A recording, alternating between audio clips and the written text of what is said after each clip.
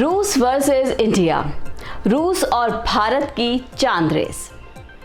भारत और रूस क्या वो दोस्त या दुश्मन हैं? लगभग 50 वर्षों के बाद रूस ने अपनी चंद्रमा मिशन लॉन्च की है, जिसे लूना 25 कहा गया है। उसी समय जब भारत का चंद्रयान 3 भी चंद्रमा की ओर जा रहा है और रूस की योजना है कि वो हमसे पहले चंद्रमा तक पहुंचे। क्या ये संयोग है या ये संदेश है? लगभग 1 महीना पहले भारत ने चंद्रयान 3 को लॉन्च किया था। अब वो बातें खुलने वाली हैं जो भारत और रूस के चंद्रमा मिशन लगभग एक ही समय पर चंद्रमा पर उतरेंगे। इस दौड़ में बहुत तीव्र प्रतिस्पर्धा है। क्या इस दौड़ के असली खिलाड़ी केवल भारत और रूस हैं? इस दौड़ के सटीक खिलाड़ी कौन हैं? रूस हमारे बाद 1 महीना बाद ही लॉन्च करने के बावजूद कैसे इतनी तेजी से चंद्रमा पर पहुंच सकता है? क्या ये दौड़ अब अंतरिक्ष दौड़ है या इसमें भूगोलिक राजनीति भी शामिल है? क्या भारत इस दौड़ को जीत सकेगा? रूस के पास बेहतर तकनीक, अधिक बजट और वर्षों का अनुभव है। क्या भारत का कोई फायदा? आइए आज के वीडियो में इसे सरल भाषा में समझते हैं। अध्याय 1, रूस इतना तेज कैसे है? 14 जुलाई 2023 को लगभग 1 महीना पहले भारत ने चंद्रयान 3 को लॉन्च किया था। यह हमारे लिए गर्व की बात है। हमने पहले ही चंद्रयान 3 पर एक विस्तृत वीडियो बनाया है। हमारी चंद्रमा धरती से 3,84,000 किलोमीटर दूर है और इस दूरी को पूरा करने के लिए चंद्रयान को लगभग 40 दिन लगेंगे। अनुमानित है कि हम 23 अगस्त 2023 को चंद्रमा पर उतरेंगे, लेकिन रूस ने अगस्त में अपनी चंद्रमा मिशन को लॉन्च किया है, लगभग 1 महीना हमारे बाद। लेकिन फिर भी विशेषज्ञ मानते हैं कि शायद लूना 25 हमारे पहले चंद्रमा पर पहुंच सकता है। हमारा लक्ष्य 23 अगस्त है और लूना का लक्ष्य 17 से 23 अगस्त के बीच में प्रक्षिप्त होना है। ये तर्क कहां से आता है? क्या चंद्रमा रूस के पास ज्यादा करीब है? वो काम जिसके लिए हमें 40 दिन चाहिए थे, रूस कैसे 10 दिन में कर सकता है? रूस कैसे इतनी तेजी से जा सकता है? आइए इसके कारणों को समझते हैं। सबसे बड़ा कारण है विटामिन एम अर्थात पैसा। चंद्रयान 3 का बजट 615 करोड़ है, तुलना में लूना 25 का बजट 16,000 करोड़ से भी अधिक। चंद्रयान के निम्न बजट के कारण हम सीधे मार्ग नहीं लेते, हम एक लंबे मार्ग का अनुयायी होते हैं। इसी बीच पिछली बार चंद्रयान 2 मिशन को चंद्रमा पर सॉफ्ट लैंडिंग का उद्देश्य रखकर लॉन्च किया गया था, लेकिन हमने आखिरी चरण में असफलता का सामना किया। इस बार हम असफलता का खतरा नहीं ले सकते। जटिल ब्रेकिंग प्रक्रियाओं का उपयोग करके हम धीरे धीरे हमारी गति को कम करेंगे। दूसरा कारण ईंधन है।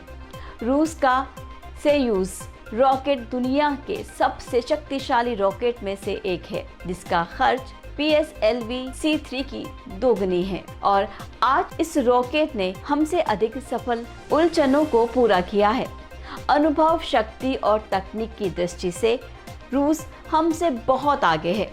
चंद्रमा तक पहुंचने के लिए आवश्यक तेजी रूस रॉकेट खुद ही उत्पन्न कर सकती है। जहां हम पृथ्वी की गुरुत्वाकर्षण की मदद लेनी पड़ती है, वहीं हमारा मार्ग कुछ ऐसा दिखता है। लूना का मार्ग कुछ ऐसा है। एक बार वीडियो को रोकें।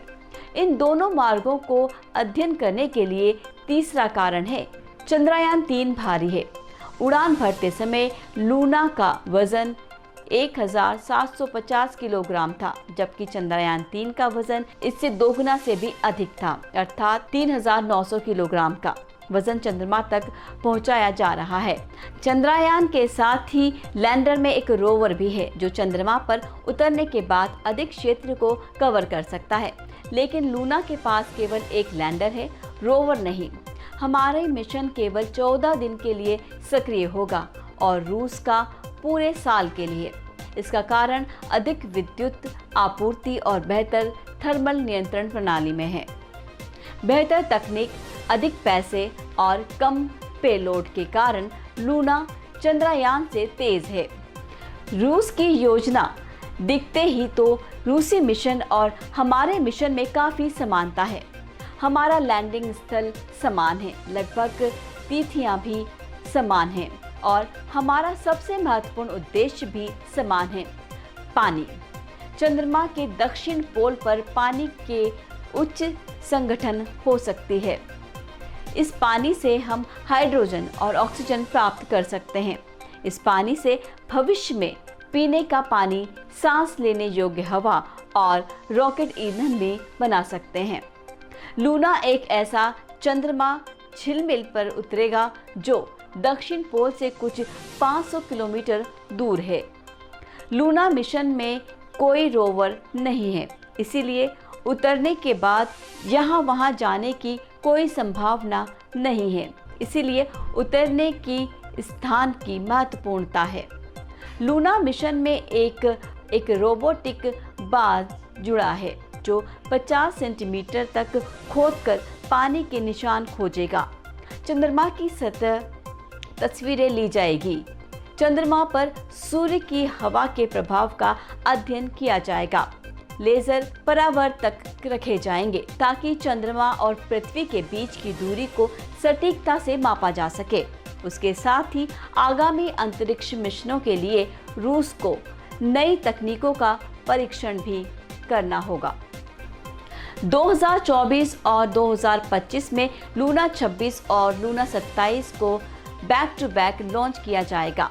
चीन 2030 में अपने अंतरिक्ष यात्रियों को चंद्रमा पर भेजना चाहता है, जिसमें ये रूसी डेटा महत्वपूर्ण साबित हो सकता है। चंद्रमा पर भूमिकाओं में चीन की अच्छी प्रदर्शनी रिकॉर्ड है। 2013 और 2018 में चीन ने सफलतापूर्वक चंद्रमा पर उतराई थी। राजनीति की बात करें तो चीन और रूस का सबसे बड़ा प्रतिद्वंदी अमेरिका है। 1972 के बाद किसी देश ने चंद्रमा पर अंतरिक्ष यात्री भेजने की कोई कोशिश नहीं की थी, लेकिन अब अमेरिका अंतरिक्ष यात्री भेजने जा रहा है और लक्ष्य भी एक ही है, दक्षिण पोल। अर्थात यदि आप चंद्रमा पर जाना चाहते हैं तो आपको इस विशाल खतरे को लेना होगा। तो केवल एक क्षेत्र है जो इस मिशन के लिए योग्य है, चंद्रमा का दक्षिण पोल। रूसी वैज्ञानिक भी मानते हैं कि यह मिशन काफी जोखिमपूर्ण है, जिसमें सफलता की संभावना केवल 70% है। 16,000 करोड़ रुपए खर्च करके इतने बड़े जोखिम को लेना आसान नहीं है। अध्याय 3, भूगोलिक राजनीति। हर अंतरिक्ष दौड़ की जड़ें भूगोलिक राजनीति में छिपी होती है।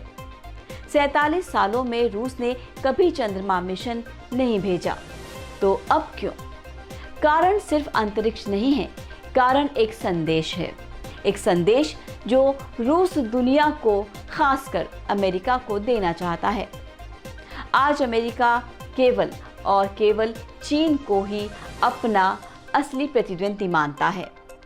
सोवियत संघ के विघटन के बाद अमेरिका ने 1990 के दशक में दुनिया के एकमात्र सुपर पावर की स्थिति को पकड़ लिया था, लेकिन आज का रूस अमेरिका के लिए यादगार है कि सिर्फ 30 साल पहले उन्होंने अमेरिका के साथ एक मुश्किल लड़ाई लड़ी थी। आज चीन और रूस मिलकर हर क्षेत्र में अमेरिका को हरा सकते हैं।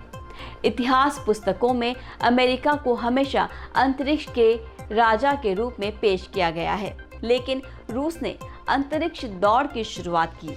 चाहे स्पुतनिक हो, यानी पहला अंतरिक्ष उपग्रह, या यूरी गागरिन, पहले अंतरिक्ष यात्री।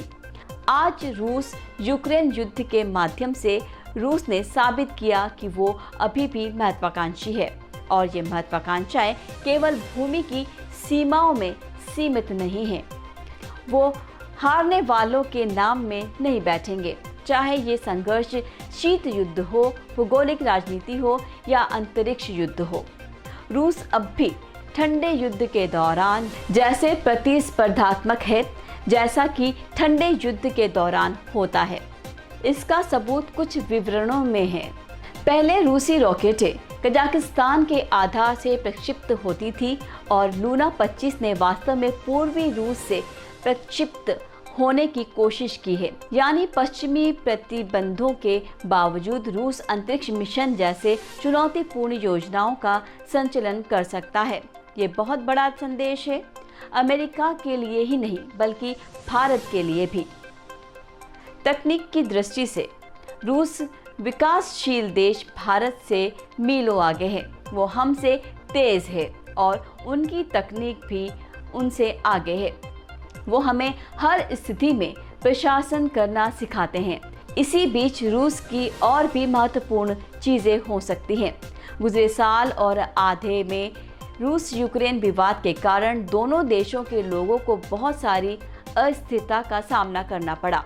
शायद ये अंतरिक्ष मिशन उनके लिए एक राहत हो सकता है। यदि ये मानसिकता की बात हो, तकनीक की बात हो, तो रूस सिर्फ भारत एक महसूस करने वाले देश के साथ ही नहीं बल्कि अमेरिका और चीन के साथ भी दौड़ रहा है। अध्याय 4, क्या भारत ये दौड़ जीत सकता है? आप डेटा की ओर देखें, पिछले अनुभव को देखें तो ऐसा लगता है हाँ, रूस हमसे पहले चंद्रमा तक पहुंचेगा। लेकिन दुनिया भर के वैज्ञानिक ये कहते हैं कि रूस के लिए एक रोवर के बिना एक ही स्थान पर उतरना केवल 50 सेंटीमीटर तक खोदकर पानी पाना कठिन है और भारत के पास इस मिशन को सफल बनाने के लिए बेहतर अवसर है। चंद्रयान 2 की असफलता के बाद हमने बहुत कुछ सीखा है। इसरो के प्रमुख एस सोमनाथ कहते हैं कि इस बार अगर सेंसर फेल होते हैं, इंजन बंद होता है, तो भी हम सुरक्षित तरीके से उतर सकते हैं।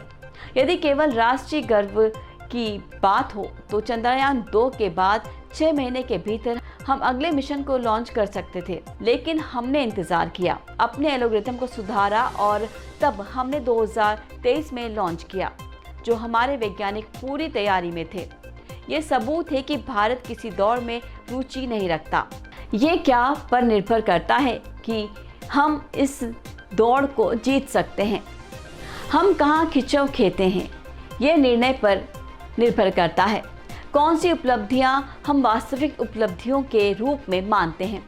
यदि सिर्फ पहले पहुंचना ही दौड़ जीतना है तो दौड़ लंबे समय से ही समाप्त हो चुकी है, क्योंकि अमेरिका ने 50 साल पहले ही चंद्रमा पर पहुंच गया था। इसके बाद किसी को प्रयास करने की कोशिश नहीं करनी चाहिए। सही नहीं, लेकिन यदि सफलता के लिए असफलता से सीख लेनी है तो भारत इस दौड़ को जीत सकता है। हमारा ध्यान भारत के नेताओं, कानून कर्मों की ओर जाना चाहिए, क्योंकि अंतरिक्ष एक स्प्रिंट नहीं है, ये एक मैराथन दौड़ है जहां हमारी प्रतिस्पर्धा किसी अन्य से नहीं बल्कि खुद से होती है। खुद को प्रतिस्पर्धा में चुनौती देना, खुद के लिए नए लक्ष्य सेट करना और उन्हें पूरा करना, यही दौड़ जीतने का मतलब है। Congratulations, India. Chandrayaan 3 has started its journey towards moon. Our dear LVM-3 has already put Chandrayaan 3 craft into the precise orbit around Earth. 170 by 36,500 km was its intended target orbit, and it is precisely there now. And let us wish all the best for the Chandrayaan 3 craft to make its further orbit racing maneuvers and travel towards moon in the coming days. So let me wish all the very best to Chandrayaan 3 for its further journey towards moon.